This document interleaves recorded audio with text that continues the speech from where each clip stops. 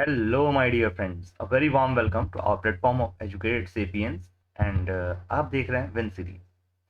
दोस्तों, इस win series में मैं वीकली करंट अफेयर लेकर के आता हूं और आज का जो टॉपिक ऑफ डिस्कशन है दैट इज एनवायरमेंट। ध्यान रखना दोस्तों, वीकली टेस्ट सीरीज स्टार्ट करने वीकली मतलब जो ये सीरीज है हमने स्टार्ट की, विन सीरीज स्टार्ट की, दैट इसका मेन पर्पस है एक वीक के बाद एक वीक के अंदर अंदर आपका रिवीजन हो जाए। ठीक है, क्योंकि मेमोरी साइकिल में ये काफ़ी हेल्प करता है और ये भी हम उसमें भी सब्जेक्ट वाइज लेकर के आ रहे हैं जिससे कि आपको नोट्स बनाना बहुत आसान हो जाएगा। ध्यान रखिए, सब्जेक्ट वाइज लेकर के आ रहे हैं, इससे नोट्स बनाना बहुत आसान है। दोस्तों, कुछ अनाउंसमेंट्स हैं। पहली चीज़, करंट अफेयर का वीकली टेस्ट सीरीज जो है वो चालू हो चुका है। तो please go ahead and join that, it is totally free at present. Please ये ध्यान रखिएगा, 15 क्वेश्चंस के करीब करीब प्रीलिम्स के क्वेश्चन रहेंगे हर वीक। ठीक है, और साथ साथ 2 मेंस के क्वेश्चन। सो प्लीज़ ये ध्यान रखिए, आपकी होलिस्टिक प्रिपरेशन के लिए this is very very much necessary. Apart from that, ethics and essay दोनों के टेस्ट सीरीज भी लॉन्च हो चुके हैं। ध्यान रखिएगा, इन दोनों के टेस्ट सीरीज लॉन्च हो चुके हैं। एथिक्स और एसे का पूरा कोर्स जो है हमारे वेबसाइट पे पड़ा हुआ है। If there is any problem, please feel free to reach me out on t.me/upsc with dp। educatedsapiens.in ये जो हमारी वेबसाइट है, इसको विजिट कराना भूले। जो भी लिंक्स हैं सारी लिंक्स डिस्क्रिप्शन बॉक्स में हमने डाल दी। ठीक है, इंस्टाग्राम पे भी हम अवेलेबल हैं एजुकेटेड सेपियंस के नाम पे। माय डियर फ्रेंड, प्लीज ध्यान रखिएगा, test series are the key to crack this UPSC exam. Test series अगर आप ढंग से लगा सकते हैं, you will be able to जज योर सेल्फ और अपनी मिस्टेक्स को रेक्टिफाई कर पाएंगे। चलिए शुरू करते हैं दोस्तों। एनवायरनमेंट का जो ये लेक्चर है थोड़ा सा डिले हुआ है, बट डोंट वरी, नॉलेज तो नॉलेज है। ठीक है, सबसे पहले फ्लैश फ्लड्स। दोस्तों, फ्लैश फ्लड्स अभी देखे गए हैं। फ्लैश फ्लड्स का मतलब क्या होता है? सडन आने वाले फ्लड्स। फ्लैश वर्ड में ही है, मतलब फ्लैश मतलब सडन।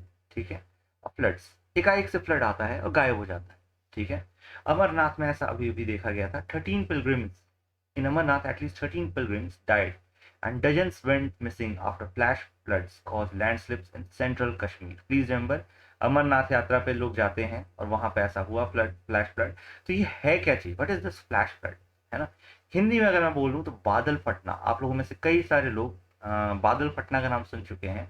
ठीक है, प्लीज ये ध्यान रखिएगा, इट इज लाइक वो उसका एक्चुअल इंग्लिश होता है क्लाउड बर्स्ट। तो प्लीज रिमेंबर, बादल फटने को हम बोलते हैं क्लाउड बर्स्ट। तो जब भी क्लाउड बर्स्ट होगा या सडन एक्सेसिव रेनफॉल होगा, है ना, सडन रेनफॉल होगा, इन दैट केस है ना, सडन गश ऑफ वाटर रश करता है, सडन गश ऑफ वाटर होता है। ठीक है, ध्यान रखिए, खूब सारा पानी आता है एक जगह से और वो जो करता है काफी सारा डैमेज करता है। ठीक है, सडन गश ऑफ वाटर आएगा, ध्यान रखिएगा। A flood cause by heavy और excessive rainfall in short period of time, generally less than 6 hours. ध्यान रखना, 6 घंटे के अंदर अंदर अगर पानी का लेवल एक सर्टेन लेवल से बहुत ऊपर उठ गया तो फिर वो सिचुएशन कहलाएगी फ्लैश फ्लड। ध्यान रखिए, मिनटों में हो सकता है, मिनटों से कुछ घंटों के अंदर अंदर हो सकता है। It can also occur even if no rain has fallen. क्यों क्यों? जैसे कि आप सपोज करो कि आपका कोई एक लेवाई या फिर डैम जो है वो फेल कर गया। लेवाई समझ रहे हो, डैम का बेसिकली डैम जो होता है इस तरीके से होता है, इसके ऊपर इसका गेट बंद रहता है। ठीक है, इस तरह से गेट बंद रहता है, प्लीज इस बात का ध्यान रखिएगा। सपोज करो ये गेट जो है ये खराब हो गया, किसी कारण से टूट गया। ठीक है, गेट खराब हो गया, टूट गया, पूरा पानी एकदम धार के साथ यहाँ से बहेगा और उस केस में फिर से फ्लैश फ्लड्स आएंगे।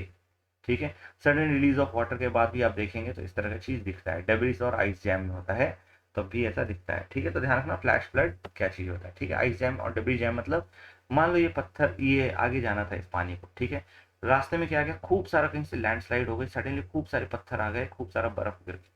अब क्या होगा, ये पानी दूसरा रास्ता ढूंढेगा। जब दूसरा रास्ता ढूंढेगा तो ऑब्वियसली बात है जहां भी जाएगा वहां फ्लडिंग करवाता हुआ जाएगा। प्लीज इस बात का ध्यान रखिएगा। अब देखिए, फ्लैश फ्लड्स में सबसे इंपॉर्टेंट बात क्या है कि ये जो है ना डिपोजिशनल लैंडफॉर्म बनाता है। कैसा लैंडफॉर्म बनाता है? डिपोजिशनल। डिपोजिशनल लैंडफॉर्म में कौन सा लैंडफॉर्म बनाता है? फ्लड प्लेन्स बनाता है। फ्लड प्लेन्स, फ्लड प्लेन्स मतलब ऐसे प्लेन्स जो कि आपके फ्लड के कारण बनते हैं। ठीक है, प्लेन्स मतलब समतल भूमि होती है। It's a plain area, it's a flat area which is rich in alluvial soil. Please ये ध्यान रखिएगा, यूजुअली फ्लड प्लेन्स आप देखेंगे तो एलुवियल सॉइल में रिच होती है। Why? Because alluvial is the soil which is carried on by river. ठीक है, रिवर जिसको कैरी करती है वो एलुवियल सॉइल होता है। Usually it is good for agriculture. ठीक है, ध्यान रखिए एग्रीकल्चर के लिए अच्छा होता है। The flood plain, the wide flatter valley flow surrounding the river. आप देख सकते हो यहाँ पे क्या होता है, कभी भी नदी के आजू बाजू जाना, मैं आपके लिए रियल फोटोज अभी सोच रहा था लेकर के आने के लिए, और मैं एक सीरीज सोच रहा हूँ जिसमें मैं कहीं भी ट्रैवल करता हूँ तो I should make some informative videos for you. है ना, क्योंकि अक्सर में ट्रैवल होता ही रहता है कहीं ना कहीं, है ना। तो सपोज कि ये नदी है, तो आप साइड में देखेंगे तो इस तरह से छोटा सा पार्ट होता है जो उसका शोल्डर पोर्शन कह सकते हो, लेवई कह सकते हो। इसको एक्चुअली बोला जाता है लेवाई, है ना, लेवाई, लेवी। तो प्लीज ये ध्यान रखना, लेवी जो है, लेवी उसको एक शोल्डर की तरह काम करता है, उसको रोक के रखता है पानी को अंदर। और जो साइड में रहता है, ठीक है, जो साइड में रहता है उसके पीछे, प्लीज ये ध्यान रखिएगा, ये फ्लड प्लेन होता है, काफी वाइड होता है। और ये तभी बनता है, ध्यान रखिएगा, जब इसमें तभी पानी आएगा जब नदी बहुत ज्यादा उफान लेगी, बहुत ज्यादा उफान लेगी। नॉर्मल कंडीशंस में जो पानी होता है वो इस चैनल के अंदर रहता है, ठीक है। ध्यान रखिए, रिवर का लैटरल इरोजन होता रहता है और वो मिएंडर करती रहती है। आई होप आपको मिएंडरिंग की प्रोसेस प्रॉपर पता है। सपोज करो ये मिएंडर कहलाता है, नदियां ऐसे सर्पिलाकार स्नेक लाइक मूवमेंट करती है ना। होता क्या है, अगर आप इसको नोटिस करेंगे तो मिएंडर अपने आप को प्रमोट भी करता रहता है। कैसे प्रमोट करता है, तो इस बात को समझिएगा, अंदर वाला जो पानी है, अंदर वाला पानी है वो धीरे रफ्तार से जाता है, ठीक है। अंदर वाला पानी जो है धीरे रफ्तार से जाता है, उसके पीछे बेसिक फिजिक्स है दोस्तों, उससे ज़्यादा कुछ भी नहीं है, बेसिक फिजिक्स है। और जो बाहर वाला पानी है, इसको ज़्यादा दूरी तय करनी है, it goes at very very fast pace.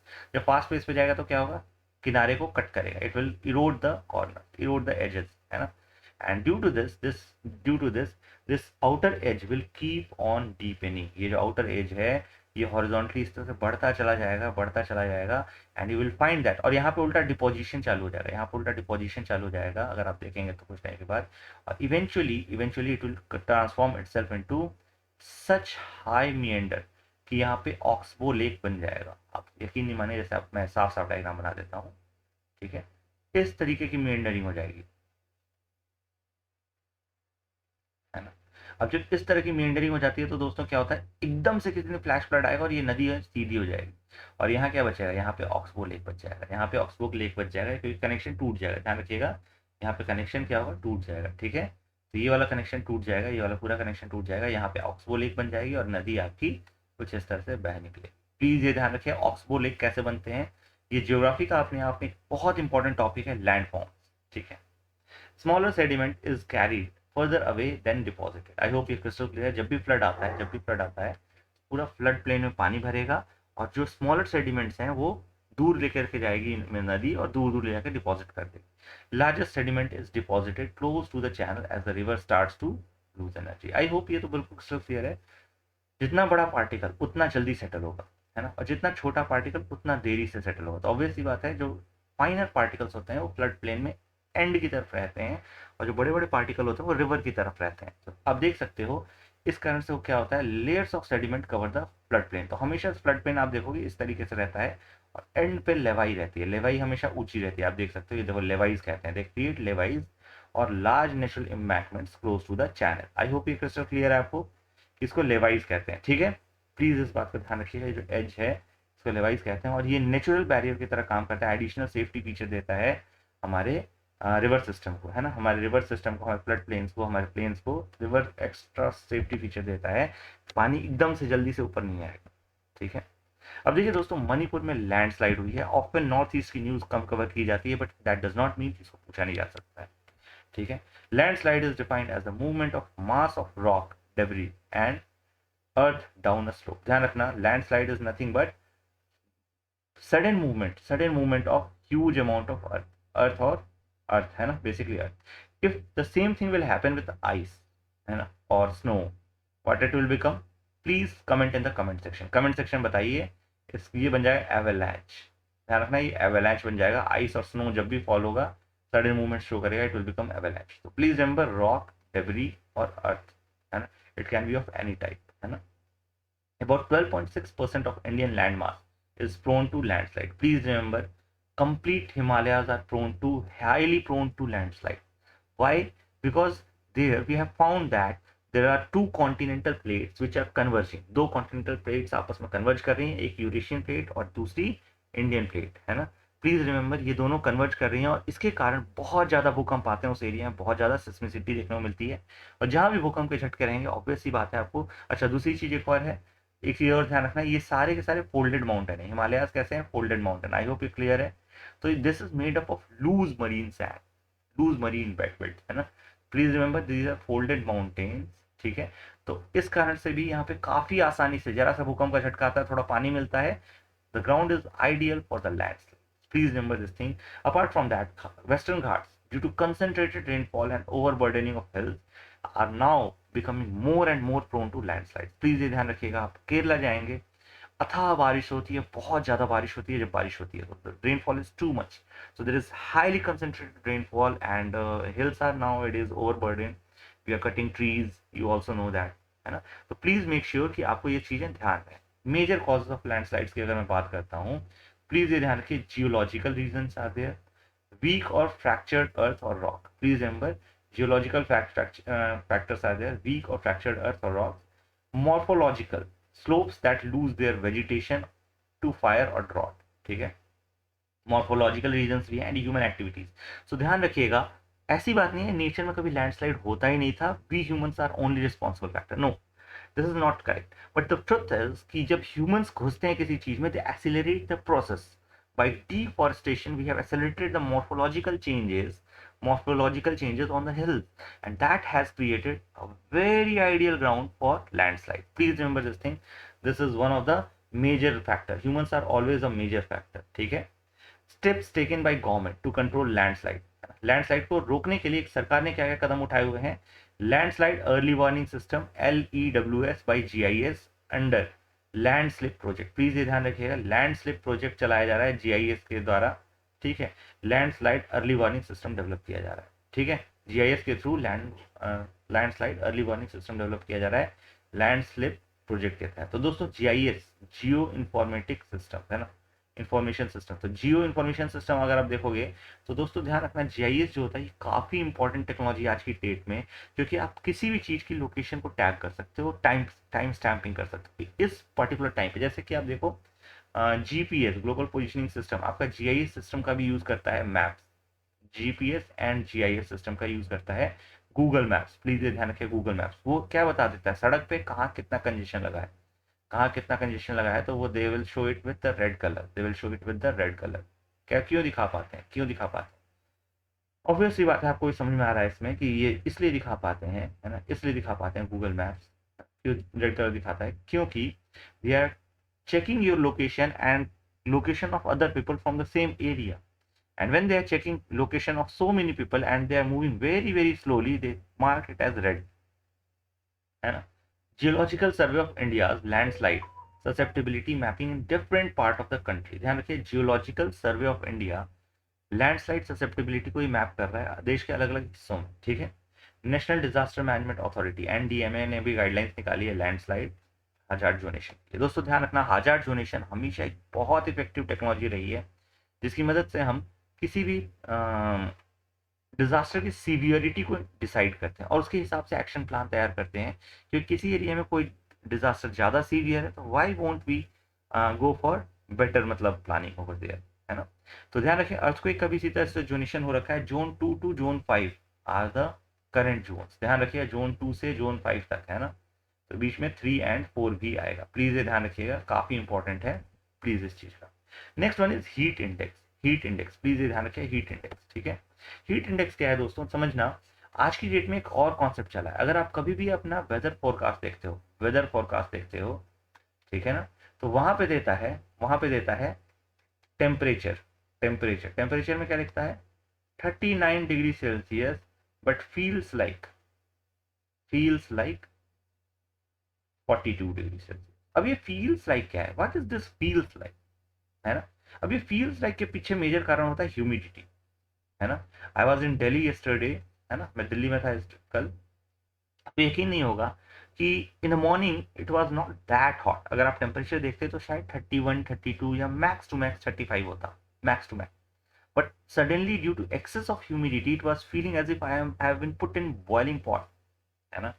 Skin was burning and all those things were happening to us, है ना। तो please remember, heat index also known as apparent temperature is what the temperature feels like to human body when relative humidity is combined with the air temperature.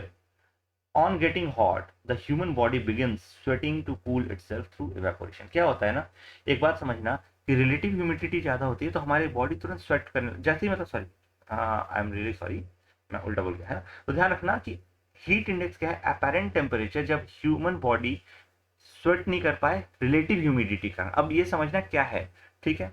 अब देखो हम सभी का एक cooling mechanism, हम सभी की बॉडी का कूलिंग मैकेनिज्म है, कौन सा है? स्वेटिंग, है ना। जैसे ही हमें मतलब क्या कहते हैं गर्मी लगती है, जैसे ही गर्मी लगती है, ठीक, हम तुरंत स्वेट करने लगते हैं। और स्वेटिंग कैसे कूल करता है? आपको मटके का प्रोसीजर पता है? तो होता क्या है, हमारी बॉडी से जो पसीना गिर रहा है ये अपने आप में इवेपोरेट होता है। जब पानी इवेपोरेट होता है तो आपको पता है वो हमारी बॉडी की कुछ एनर्जी एब्जॉर्ब करता है। क्यों? क्योंकि इसका बहुत हाई स्पेसिफिक इंडेक्स है, ठीक है। Specific capacity, specific heat capacity काफी ज्यादा है, ठीक है। वाटर की स्पेसिफिक हीट कैपेसिटी काफी ज्यादा है, ध्यान रखिएगा, स्पेसिफिक हीट कैपेसिटी काफी ज्यादा है वाटर, ठीक है। Of water is too high, ठीक है, is too high. So that is why it absorbs a part of heat from our body and gets evaporated. That is why we feel cool, है ना। That is why we feel cool, ठीक है। अब होता क्या है, ये relative humidity के कारण ना, अगर if it goes very high, ठीक है, if it goes very high, what will happen? This evaporation won't happen. This evaporation which is taking away heat from our body will not happen, and in that case, it will totally fail, and we will feel as if we are too hot, है ना। Fever में आप देखिएगा, एक fever में बहुत common observation है, fever में यू वोंट परस्पायर, मतलब आपको पसीना आएगा ही नहीं, आपको पसीना आएगा ही नहीं, ठीक है। तो ध्यान रखिएगा, sweating is the cooling mechanism of our body, and that is why अगर आपको स्वेटिंग हो रही है दैट मीन्स यू आर मतलब हेल्दी पर्सन, ठीक है। ध्यान रखना ये चीज। हाँ, एक्सेस स्वेटिंग कुछ लोगों को होती है, वो अपने आप में गड़बड़ हो जाती है कभी कभी। जैसे अगर आप देखेंगे बहुत सारे लोगों के हाथ कोल्ड रहते हैं, ठीक है, बहुत सारे लोगों के हाथ कोल्ड रहते हैं, ठीक है। तो जब हाथ ठंडे रहते हैं उसके पीछे कारण क्या है कि हाथों में खूब सारी स्वेटिंग हो रही होती है, हाथों में खूब सारी स्वेटिंग हो रही है, और वैसे अक्सर पर्सन को मतलब बहुत अच्छा नहीं माना जाता है, मतलब हाथ मिलाना एंड अदर थिंग थोड़ा दिक्कत करता है, ठीक है। But in case of high humid relative humidity, body cannot regulate its temperature due to decreased evaporation rate. Temperature in Delhi felt like 52 degrees Celsius on heat index. Recently, though measured high was 39. So, मात्र 39 degree Celsius कैसा feel हो रहा था? 52 degree Celsius. You won't believe I have faced this. It was much more like boiling, मतलब 52 तो नहीं feel हो रहा था कल मुझे, लेकिन हाँ फिर भी इट वाज लाइक 44 45 पक्का था, ऐसा फीलिंग आ रही थी, क्योंकि स्किन बर्न होने लग रही थी एकदम से। It was like too much uneasy, है ना। A problem with this kind of setup is that you cannot also use cooler, you will need only AC, है ना। और कहीं ना कहीं एसी अपने आप में इसको फ्यूल कर रहा है, क्योंकि एसी जो है एक्सेस ह्यूमिडिटी और एक्सेस वार्मथ को बाहर की ओर फेंकता है, तो एसी इसको फ्यूल भी कर रहा है और इसको बचने के लिए भी एसी चाहिए। This is the major problem कि भाई कुछ लोग एसी कर रहे हैं, जिस एसी यूज कर रहे हैं जिसका भुगतान पूरी जनता कर रही है, ठीक है। प्लीज इस चीज का ध्यान रखिएगा। सस्टेनेबल डेवलपमेंट गोल्स की अगर मैं बात करता हूँ, एसडीजी रिपोर्ट की बात करता हूँ, एसडीजी रिपोर्ट 2022 भी निकाल दी गई है दोस्तों। एक चीज कमेंट सेक्शन प्लीज तुरंत बताइए, how many SDG goals have been declared? Paris flying, है ना।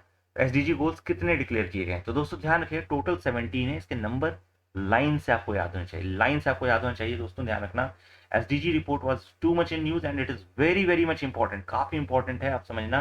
पहली चीज, नो पोवर्टी, कोई गरीबी नहीं रखना है, ठीक है।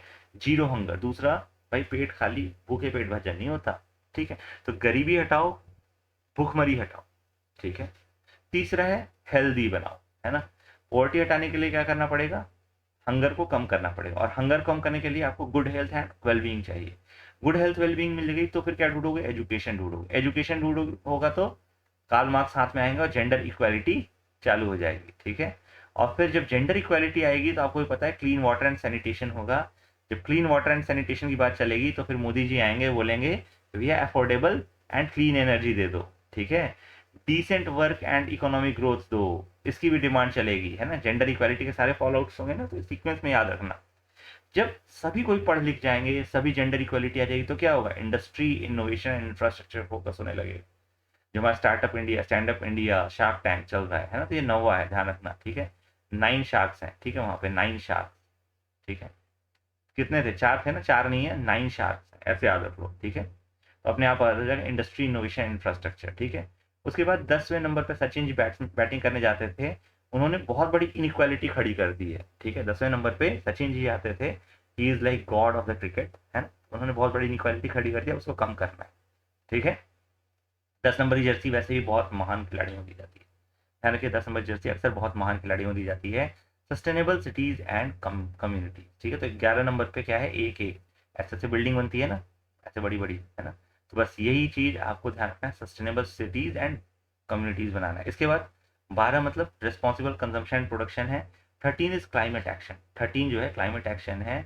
लाइफ बिलो वाटर 14 है ना, मछली 14 नंबर पे है।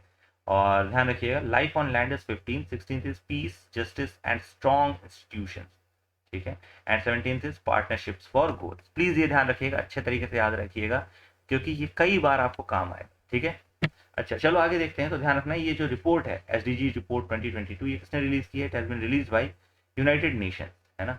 SDGs report 2022 monitors global progress on 2030 agenda for sustainable development, ठीक है। ध्यान रखना एसडीजी रिपोर्ट 2022 है, ये मॉनिटर करता है ग्लोबल प्रोग्रेस को 2030 के एजेंडा फॉर सस्टेनेबल डेवलपमेंट के लिए, ठीक है। अब समझ के चलना कौन मॉनिटर कर रहा है, ठीक है। एसडीजी रिपोर्ट 2022 मॉनिटर कर रहा है 2030 एजेंडा फॉर सस्टेनेबल डेवलपमेंट, ठीक है। और यूएन इसको निकाल रहा है, ठीक है, पब्लिशर यूएन है। तो देखो दो सवाल तो यही बन जाते हैं आपके, ठीक है। दो सवाल नहीं बनते तो एक तो बनता ही है एटलीस्ट। यूनाइटेड नेशन निकालता है इसको, ध्यान रखना यूनाइटेड नेशन का पब्लिकेशन है, ठीक है, यूएन पब्लिकेशन है। प्लीज ये ध्यान रखिएगा, हो सकता है घुमा फिरा करके आईएलओ बना दे, ठीक है, आई एम रियली सॉरी, है ना, कुछ और बना दे, डब्ल्यू बना दे, कुछ भी बना दे, ठीक है, कुछ भी बना सकता है। तो प्लीज ये ध्यान रखिए यूनाइटेड नेशंस का पब्लिकेशन है। As per report cascading interlinked crisis, COVID-19, climate change, and conflicts have put 2030 ASD in grave danger along with humanity survival। ध्यान रखना जो कैस्केडिंग क्राइसिस है, इंटरलिंक्ड क्राइसिस हैं, जैसे कि कोविड 19 हुआ, क्लाइमेट चेंज हो रहा है, साथ साथ कॉन्फ्लिक्ट्स हो रहे हैं, ठीक है। तो गरीबी ऑलरेडी है, क्लाइमेट को ऑगमेंट कर रहा है, कोविड 19 ने पूरा शैटर कर डाली इकोनॉमी, है ना। तो एक तरीके से देखोगे तो ये जितना भी हमने सोचा था एएसडी से हम बाहर आ जाएंगे, है ना, एएसडी मतलब सस्टेनेबल डेवलपमेंट गोल्स को हम अचीव कर लेंगे 2030 तक, ये सब खत्म होने पे आ रहा है, सब खत्म होने पे आ रहा है। ध्यान रखना हम बहुत कोसों दूर हो गए हैं, ठीक है। 93 million went into poverty in 2020, 2020 में 93 मिलियन लोग पॉवर्टी में चले गए थे। Undoing more than 4 years of work at alleviating poverty. सोचो 1 साल लगता है गरीब होने में, है ना। कहते हैं ना बनाने को सदियां लग जाती हैं, उजाड़ने को एक पल भी काफी, है ना। तो 4 साल की पूरी मेहनत बर्बाद हो गई, है ना। About 1 in 10 people worldwide are suffering from hunger. ध्यान रखना 10 में से एक बंदा, मतलब 1/10वां हिस्सा दुनिया का, ह्यूमैनिटी का हंगरी है आज की डेट में। हाउ डू यू थिंक, मतलब कितने लकी हो आप, आपको भरपेट खाना मिल रहा है, यूट्यूब पे फ्री क्लासेस मिल रही हैं हर चीज की, है ना। तो देखो हर जगह पे आप लकी हो, है ना। यू आर दैट वन, मतलब कह सकते हो टॉप 2% स्टूडेंट्स में, पर्सन में आते हो जिनके पास वेल ऑफ है, ठीक है। तो काफ़ी अच्छी अपॉर्चुनिटी मिली है, इसको आगे बढ़ना है, हमें आगे और अच्छा करना है, ठीक है। Rising global green house gas emission resulting in record breaking temperature and more extreme weather, world's forest area continues to shrink mainly due to agricultural expansion, ठीक है। War in Ukraine created one of the largest refugee crisis of the modern time, more than 6 million people till May 2022। अब देखो कुछ recommendation भी दी गई हैं। Recommendation क्या दी गई है इस रिपोर्ट में? पहली चीज आर्म कॉन्फ्लिक्ट्स को खत्म करो। भाई ये क्या बात हुई कि जब कुछ करना है तब आर्म कॉन्फ्लिक्ट लेकर लड़ने चल दिए, टीम उठा के लड़ने चल दिए, है ना, आर्म्स उठा करके, ठीक है। प्लीज ध्यान रखिए embark on the path of diplomacy and peace, कभी भी डिप्लोमेसी एंड पीस पे चलिए, that will save the world. जैसा अभी रशिया का मन किया, उसने यूक्रेन पर अटैक कर दिया, है ना।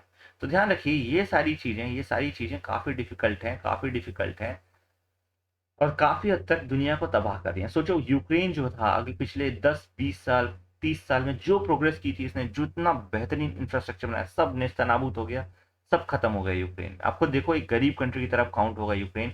Ukrainians are force to flee their own country, ठीक है।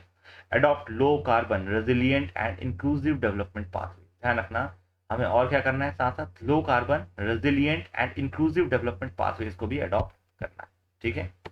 इसके अलावा है ओजोन होल ओवर ट्रॉपिक्स। देखो अभी तक जो होता था पोल्स के ऊपर दिखाई देता था, अगर आपने नोटिस किया हो तो साउथ पोल के ऊपर, दैट इज कौन सा है, अटलांटिक, है ना। It's I was missing it, I was confusing it with Arctic, है ना। तो ध्यान रखना आर्कटिक ओशी, है ना, आर्कटिक ओशन जो है, आर्कटिक ओशन जो है ये टॉप पे है। ध्यान रखना यहाँ पे नॉर्थ पोल है, ठीक है, और अंटार्कटिका, ठीक है, कॉन्टिनेंट है अंटार्कटिका, यहाँ पे अपना साउथ पोल है, यहाँ पे अपना साउथ पोल है। ध्यान रखना साउथ पोल के ऊपर मैक्सिमम ओजोन होल देखने को मिला था अभी तक, रीजन वॉज सेड कि भाई यहाँ पोलर वोर्टेक्स चलता है और यहाँ पे विंड्स जो होती हैं वो कैप्चर करके रखती हैं और बहुत लंबे टाइम तक CFCs एंड जो भी क्लोरीन आयंस हैं उससे निकलते हैं, वो आपस में रिएक्ट करके ओजोन को तोड़ते रहते हैं। ठीक है, तो ध्यान रखना ओजोन होल अब ट्रॉपिक्स के ऊपर भी दिखाई देने लग गया है। A large all-season ozone hole is in lower stratosphere over the tropics, comparable in depth to that of the Arctic hole, but roughly 7 times greater in area। दोस्तों ध्यान रखना, हम भी ट्रॉपिकल कंट्री है, सब ट्रॉपिकल एक्चुअली बोलूँ तो, but still हम भी ट्रॉपिक से बहुत ज़्यादा दूर नहीं है। और जब इतना बड़ा पैच दिखाई देगा आसमान में, जैसे ये अर्थ है, ये रहा इक्वेटर, ठीक है, इक्वेटर के आजू बाजू ये होल दिखाई दे रहा है काफ़ी बड़े एरिया में, तो इंडिया भी तो यही है ना, समझना इस बात को, इंडिया भी तो ऐसे ही है। तो इंडिया के लोग जो है उनको भी skin cancer and all these problems में इंक्रीज। ठीक है, तो ध्यान रखना फसलों का जो डीएनए म्यूटेशन है, एनिमल्स का डीएनए म्यूटेशन काफ़ी ज़्यादा बढ़ सकता है। ध्यान रखना, all season ozone hole is defined as an area of ozone loss larger than 25% compared with the undisturbed atmosphere। ध्यान रखिए, ऑल सीजन ओजोन होल मतलब 25% तक वहां से ओजोन डिप्लीट हो चुकी है। और उस केस में आप समझिएगा इस बात को कि जो अनडिस्टर्ब्ड एटमॉस्फेयर था वहां पे एक बहुत बड़ा सा गड्ढा दिख रहा है। ठीक है, और ये ऑलमोस्ट पूरे सीजन में रहता है, इतना बड़ा रहता है कि इसको फिलअप कर पाना बहुत मुश्किल है, बहुत मुश्किल है। ठीक है, समझ आ रही बात। Ozone layer is the high ozone concentration region in stratosphere. ध्यान रखना, स्ट्रेटोस्फेयर में हाई ओजोन कंसंट्रेशन लेयर है, protecting life on earth by absorbing harmful UV radiation from the sun. ठीक है, ध्यान रखिएगा, इसको एक मेजर करने के लिए यूनिट दी जाती है, इसको हम कहते हैं डॉब्सन यूनिट। ठीक है, डॉब्सन यूनिट जो होता है इसको यूज किया जाता है ओजोन को मेजर करने के लिए। अब आपका टास्क ये है, ठीक है, ये तो मैंने आपको बता दिया कि आइडियली कितना डॉब्सन तक होना चाहिए, आइडियली कितना डॉब्सन तक होना चाहिए। ठीक है, ओजोन लेयर की जो कंसंट्रेशन है कितना डॉब्सन तक होना चाहिए। ठीक है, तो ये आप मुझे कमेंट सेक्शन में ढूंढ करके बताएंगे इंटरनेट के थ्रू या जैसे भी। ठीक है, तो thinning of the layer was confirmed in 1985, 1985 में ही कंफर्म हो गया था ट्रॉपिकल रीजन में। ध्यान रखना, अंटार्कटिका के ऊपर, लेकिन है ना साउदर्न हेमिस्फीयर में स्प्रिंग में होता था स्पेसिफिकली। और इसके पीछे भी एक बहुत अच्छा है, पोलर स्ट्रेटोस्फेरिक क्लाउड, है ना, स्ट्रेटोस्फेरिक क्लाउड्स इसके लिए रिस्पॉन्सिबल है कि भाई स्प्रिंग सीजन में क्यों दिखाई देता है। ठीक है, प्लीज ये ध्यान रखिएगा, पोलर स्ट्रेटोस्फेरिक क्लाउड इसके लिए बहुत रिस्पॉन्सिबल है। इसका पूरा मैकेनिज्म मैं जियोग्राफी में पढ़ाऊंगा, बट अभी के लिए इतना तक जान लीजिए कि पोलर स्ट्रेटोस्फेरिक क्लाउड्स इसके लिए रिस्पॉन्सिबल होते थे। दे वर फ्रोजन इन विंटर्स, है ना, तो गर्मी सर्दियों में फ्रोजन रहते थे, तो सारे जो पॉल्यूटेंट्स अपने पास इकट्ठा कर लेते थे, रिएक्शन के लिए एक आइडियल स्पेस देते थे। जैसे ही गर्मी होती थी तो सूरज महाराज आते थे, इनको पिघलाते थे और हमें एकदम से होल दिखाई देता था। ठीक है, कॉजेस की बात करूं तो release of certain chemicals that is 9 chlorine and bromine, CFCs, halons and carbon tetrachloride, ये सारे के सारे रिस्पॉन्सिबल हैं किसके लिए, ओजोन होल के लिए। ठीक है, और ऑब्वियस सी बात है, इतना सारा एक्सर्शन हो रहा है, इतना ज़्यादा रिलीज कर रहे हैं हम एटमॉस्फेयर में, एट द एंड कभी ना कभी ये स्ट्रेटोस्फेयर में पहुंचेगा और ट्रॉपिक्स का कहीं भी जहाँ पे भी इंडस्ट्रियल नेशंस हैं वहाँ पे ये प्रॉब्लम क्रिएट करेगा। ठीक है, देखो इम्पैक्ट क्या पड़ता है ओजोन लेयर डिप्लीशन का। पहली चीज होता है ग्राउंड लेवल यूवी रेडिएशन बढ़ जाती है, तो फिर आप कितना भी सन प्रोटेक्शन लगा लो, आपकी जो स्किन इरिटेशन, स्किन कैंसर है, ये बहुत ज़्यादा बढ़ जाएगा। ठीक है, तो स्किन कैंसर एंड कैटरैक्ट होने की प्रोबेबिलिटी ह्यूमंस में काफ़ी ज़्यादा बढ़ जाती है। Weakening of human immune system, decreasing agricultural productivity, affects terrestrial and aquatic biogeochemical cycle. Biogeochemical I hope समझ में आ रहा है, जैसे वाटर साइकिल है ना, वाटर साइकिल H2 साइकिल जो होती है कि भाई यहाँ से इवेपोरेट कर रहा है, यहाँ कंडेंसेट कर रहा है ना, रेनफॉल हो रहा है, प्रेसिपिटेट कर रहा है, यस प्रेसिपिटेट कर रहा है, ठीक है, एंड देन रन ऑफ हो रहा है ना। तो ये ध्यान रखना, precipitate, I am really sorry, PTET, precipitate, देख लेना स्पेलिंग एक बार, सही मैंने लिखी है, उसके बाद फिर सरफेस फ्लो दे रहा है, सरफेस फ्लो दे रहा है। ठीक है, तो ध्यान रखना, मतलब क्या कहते हैं, ये जो साइकिल है, हाइड्रोजन हाइड्रोलॉजिकल साइकिल, इसी को बस हम बायोजियोकेमिकल साइकिल कहते हैं। एटमॉस्फेयर से लिक्विड मीडियम में, ठीक है, वेपर से लिक्विड मीडियम से सॉलिड मीडियम तक, इस पूरी साइकिल को हम क्या बोलते हैं, बायोजियोकेमिकल साइकिल कहते हैं। बहुत सारे हैं दोस्तों, जब मैं बेसिक साइंस पढ़ाऊंगा तो फिर से इसको रिपीट करूंगा, घबराइएगा मत। ठीक है, इनिशिएटिव्स की बात करता हूं तो Vienna convention on protection of ozone layer 1985 में आया था for promotion of research and monitoring of human activity. Montreal protocol की बात करूं तो 1987 में अडॉप्ट किया गया था to protect ozone layer by phasing out the chemicals which deplete it. Kigali amendment की बात करते हैं, adopted in 2016, entered into force in 2020। 19. Provided a path to achieve 80% reduction in HFCs, not ozone depleting, but have high global warming potential consumption by 1947. तो दोस्तों ध्यान रखना Kigali amendment किसमें हुआ है? दोस्तों ध्यान रखना ओजोन से रिलेटेड है मॉन्ट्रियल प्रोटोकॉल, है ना, ओजोन से रिलेटेड है मॉन्ट्रियल प्रोटोकॉल। बट ये जो किगाली अमेंडमेंट है ना, Kigali amendment has been done in Paris agreement. ध्यान रखना पेरिस एग्रीमेंट में किया गया है, ठीक है। एक मिनट यस, एक मिनट, नहीं, I am really sorry, Kigali amendment Montreal का ही है, I am really sorry, Montreal का ही है। बट ध्यान रखना इसमें एक कैच ये है कि HFCs जो है ना, हाइड्रोफ्लोरोकार्बन्स जो हैं, they are not your ODF, ozone depleting substance नहीं है, ODS है ना, ध्यान रखना ये ओजोन डिप्लीटिंग सब्सटेंस नहीं है, ठीक है। They are GHG, green house gas. तो दे आर किगाली अमेंडमेंट किया क्यों गया मॉन्ट्रियल प्रोटोकॉल के तहत? क्योंकि वर्ल्ड कम्युनिटी ऐसा मानती है कि मॉन्ट्रियल प्रोटोकॉल अभी तक का मोस्ट सक्सेसफुल ये आपका रहा है, मतलब कहते हैं एक ट्रिटी रही है, ठीक है। पेरिस का कोई रिजल्ट नहीं आया, कोई रिजल्ट नहीं आया। आप देखो खुद से NDC लगाया, ये लगाया, वो लगाया, कोई फर्क नहीं पड़ा, ठीक है। ये मॉन्ट्रियल सभी ने माना, सभी ने किया भी है, इसको प्रॉपरली फॉलो किया, ध्यान रखिएगा। तो किगाली जो अमेंडमेंट है ना मॉन्ट्रियल प्रोटोकॉल में, ये HFCs क्यों इंट्रोड्यूस किए गए थे? क्योंकि हमें ओजोन डिप्लीटिंग सब्सटेंसेस को हटाना था।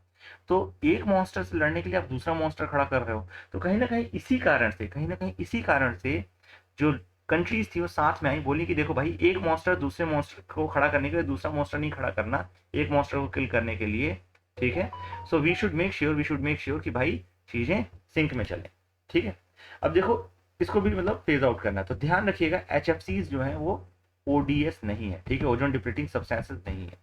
इसके अलावा है Shendurney wild life sanctuary, Shendurney wild life sanctuary. अब ये कहाँ पे सिचुएटेड है देख लो एक बार के लिए। तो सेविंग चेनकुरिंजी है, चेनकुरिंजी फ्रॉम क्लाइमेट चेंज, चेनकुरिंजी ध्यान रखना, ठीक है।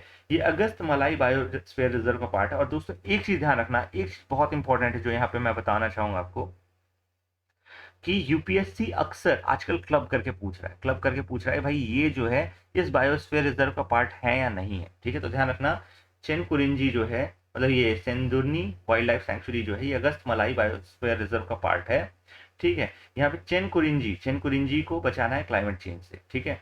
अब देखो its name to endemic species gluta travancorica, locally known as Chenkurinji. Topography कहाँ पे है? Altitude ranges from 100 to 1550 metre. Highest peak कौन सी है? अलवर कुरीची, ध्यान रखना अलवर कुरीची, ठीक है। इसकी हाईएस्ट पीक है इसकी आपका ये जो सेंडुरनी वाइल्ड लाइफ सेंचुरी है, ठीक है। मेजर रिवर्स की बात करो तो सेंडुरनी, काजू थुरुथी है ना, काजूथुरुथी है ना। तो ध्यान रखिए। इसके अलावा कलाथुपुजा है ना, कलाथुपुजा है ना, which join together to form Kallada river है ना। तो आई एम रियली सॉरी अगर मैं थोड़ा सा नाम गलत बोल रहा हूँ, तो प्लीज मेक श्योर आप थोड़ा सा रेक्टिफाई कर लीजिएगा। जो भी केरलाइट्स हैं specifically, I am really sorry कि मैं आपको, मतलब ऐसा कोई इंटेंशन नहीं है मेरा। एक चीज जो मुझे दिखानी है जो जरूरी है, मैं आपको डाल दूंगा ये मैप में डाउन साउथ में जब जाओगे ना केरला में, आई फील आपको दिखाई नहीं दे रहा होगा, है ना। बट मैं आपको एग्जाम्पल के तौर पर बताना चाहूँ तो अगर केरला यहाँ तक है ना, केरला यहाँ तक है पूरा, तो ये जो सेंडोरनी है यहाँ कहीं पे है, ठीक है। तो आप जज कर सकते हो, it is in southern Kerala, ध्यान रखना ये साउदर्न केरला में, कहाँ पे? साउदर्न केरला, ठीक है। इसकी PPTs दोस्तों ध्यान रखना हम लोग अपनी वेबसाइट पे डाल देते हैं, ठीक है। वेबसाइट पे हम PPTs डाल देते हैं, और PPTs के लिए आपको आराम से जाना है, कुछ नहीं, वेबसाइट पे जाके रजिस्टर करना है अपने आपको, ठीक है। तो वहाँ से आप PPTs और जो वीकली टेस्ट सीरीज है वो ले सकते हो, that will help you prepare very very well. तो प्लीज मेक श्योर कि आप जाइए।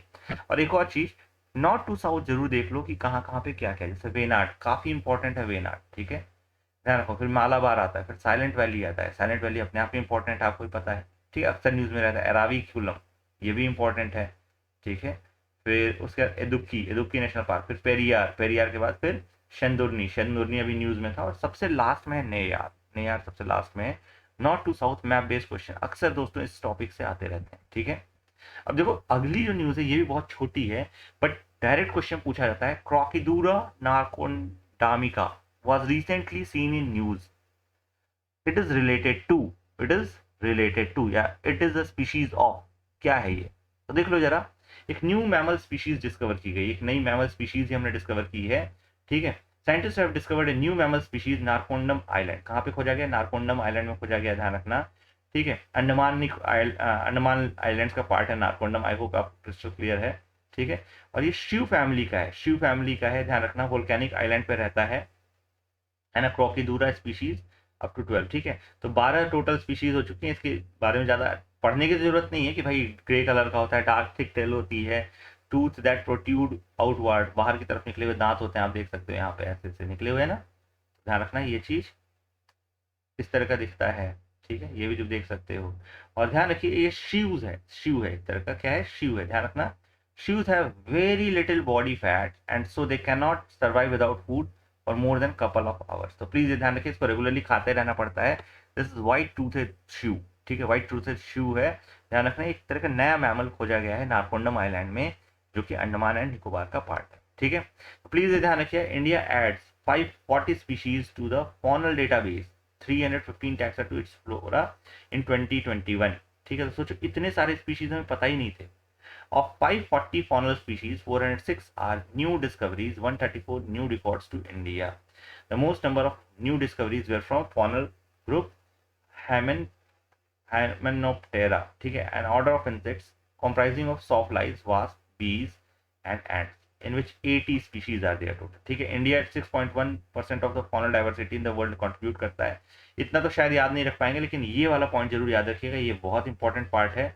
ठीक है, region such as western Ghats and north eastern region have contributed 28% of the total discovery. ठीक है, western Ghats and north eastern region वैसे ही बायोडाइवर्सिटी हॉटस्पॉट है, ध्यान रखिएगा। ये जगह जो है काफ़ी ज़्यादा बारिश के कारण ट्रॉपिकल फॉरेस्ट रखती है कई जगह पे, और काफ़ी डाइवर्सिटी है, इस कारण से आप देखेंगे तो बहुत ज़्यादा यहाँ पे स्पीशीज भी मिलती है। ठीक है, अब sustainable use of wild species IPBES report. ठीक है, sustainable use of wild species IPBES report, ध्यान रखना। ये रिपोर्ट कौन निकालता है?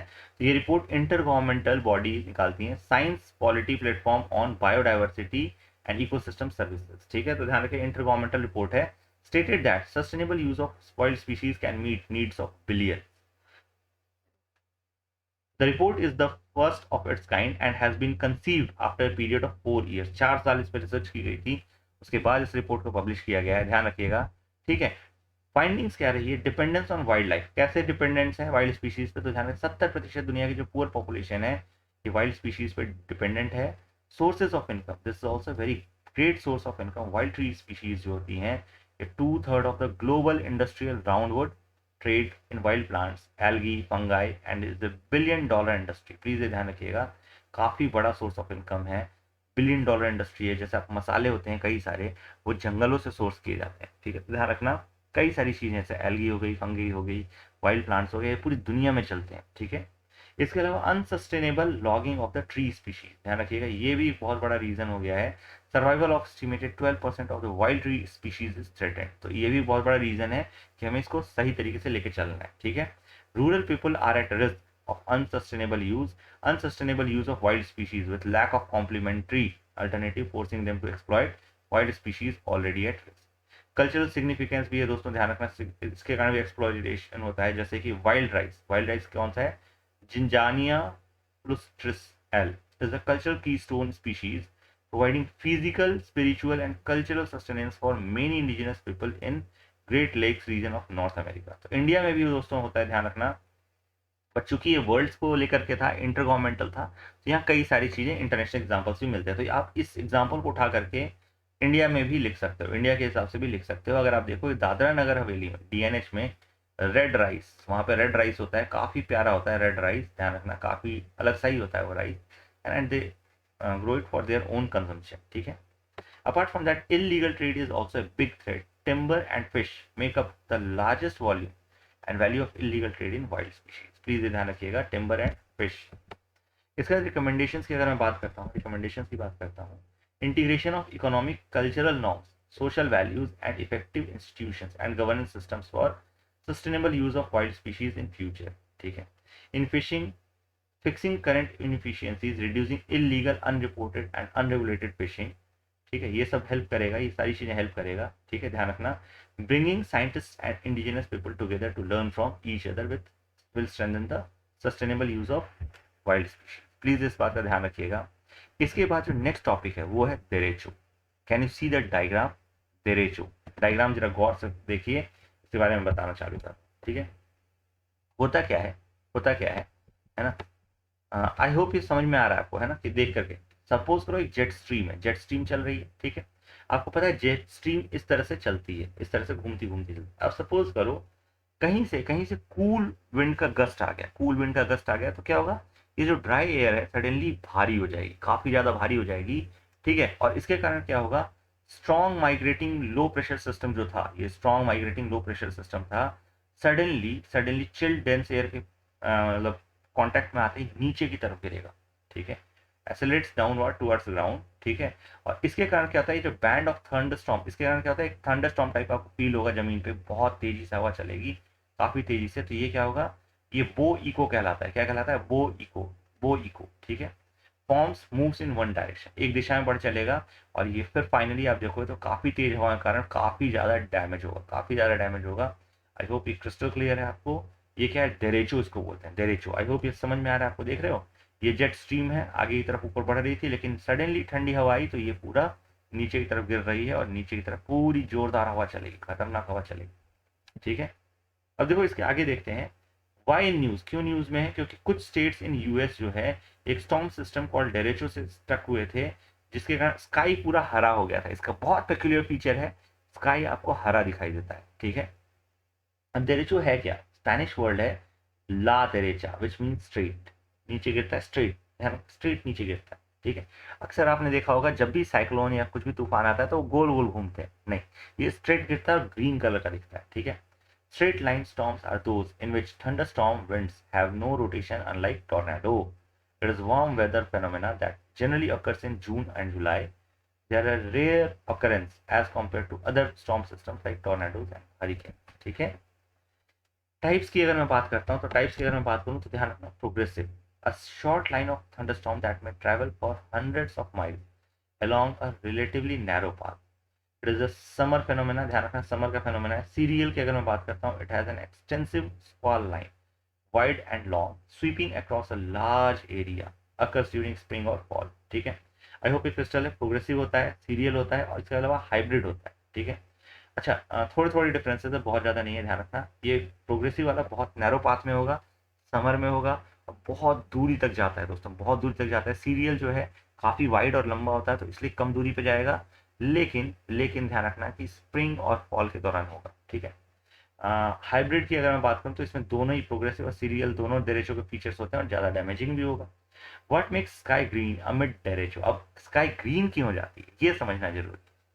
Several thunderstorms result in green sky due to light reaction with huge amount of water they hold. ध्यान रखना, पानी खूब सारा इसमें होता है, खूब सारा पानी होता है, और जब पानी इस पे लाइट पड़ती है, पानी पे लाइट पड़ती है, तो वो जो चमकती है वो ग्रीन कलर की चमकती है। ध्यान रखना, the big rain drops and help scatter away all but blue wavelength, सबको स्कैटर कर देते हैं, ब्लू वेवलेंथ बच जाती है, due to which primarily blue light penetrates below the storm cloud.